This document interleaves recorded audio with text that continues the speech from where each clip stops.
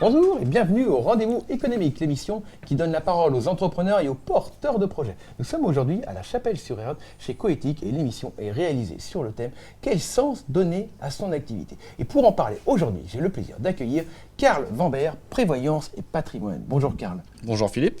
Alors comment ça résonne dans ton activité? Justement, quel sens donnes-tu à ton activité? Alors, le sens que je donne à mon activité par rapport à la prévoyance et au patrimoine, c'est une chose très simple. J'ai une petite histoire à vous raconter.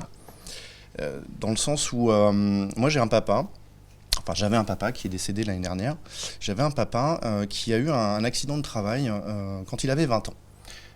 Il est tombé du 4e étage et donc il a été invalide. Et ça a été une histoire de vie assez compliquée.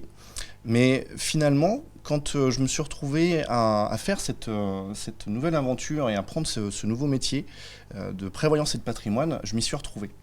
Je m'y suis retrouvé parce qu'en moi rayonne et résonne l'idée que les personnes vont avoir besoin de protection financière. Et concrètement, ce que je souhaite faire par rapport à mes clients, c'est alléger leur esprit par rapport à ça. Donc c'est là où ça donne vraiment du sens. Et tous les matins quand je me lève, je me dis qui je vais pouvoir enfin convaincre qu'il faut absolument se protéger par rapport justement à tout ce qui peut nous arriver, comme les accidents de travail ou même ne serait-ce que la maladie. Parce qu'alléger son esprit, c'est justement le fait d'être un peu alourdi avec tous ces problèmes qui peuvent nous tomber dessus ou qui sont peut-être déjà existants. Exactement. Hier, j'étais au téléphone avec une jeune de 26 ans. Quand je lui ai parlé d'invalidité, elle m'a dit « Oh, ça arrivera jamais. » Plus tard. Ça arrivera plus tard, exactement.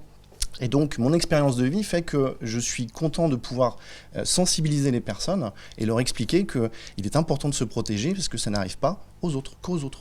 D'accord. Et le jour où ça va pas bien, justement?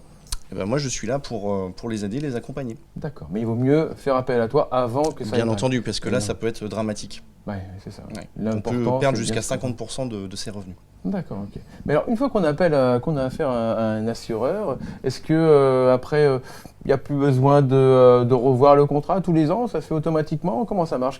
Quel lien, toi, tu as avec tes clients, justement, par Alors, rapport à j'ai ça? un véritable accompagnement et c'est là aussi où j'ai du sens dans mon projet. C'est que je vais pouvoir les aider par rapport à toutes les législations qui peuvent changer. J'ai l'exemple de cette année avec les professions libérales. Au 1er juillet, il y a eu des nouveautés qui sont arrivées. Il est important de remettre à jour toutes ces assurances pour éviter d'être soit sur garantie ou soit sous garantie. D'accord, et c'est important aussi de faire de la veille juridique par rapport à ce qui se passe dans ton métier? Exactement, oui, tout à fait.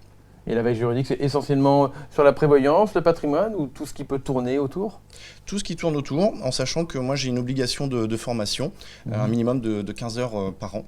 Mais bien entendu, je vais aller beaucoup plus loin que mes 15 heures obligatoires. D'accord. Dans un premier temps, ce que tu conseilles, c'est déjà de faire un audit, de venir te voir, juste pour un audit. Ça ne coûte rien, ça permet de voir si on est effectivement dans les clous, si on est bien protégé. Exactement. Un bilan qui permet soit de vérifier qu'on a des garanties supérieures à ses besoins. Dans ces cas-là, moi je vais simplement vérifier les doublons, parce que ça arrive qu'on soit garanti plus de fois que prévu, ou soit les besoins sont supérieurs aux garanties, et dans ces cas-là, je vais aller remplir les trous dans la raquette.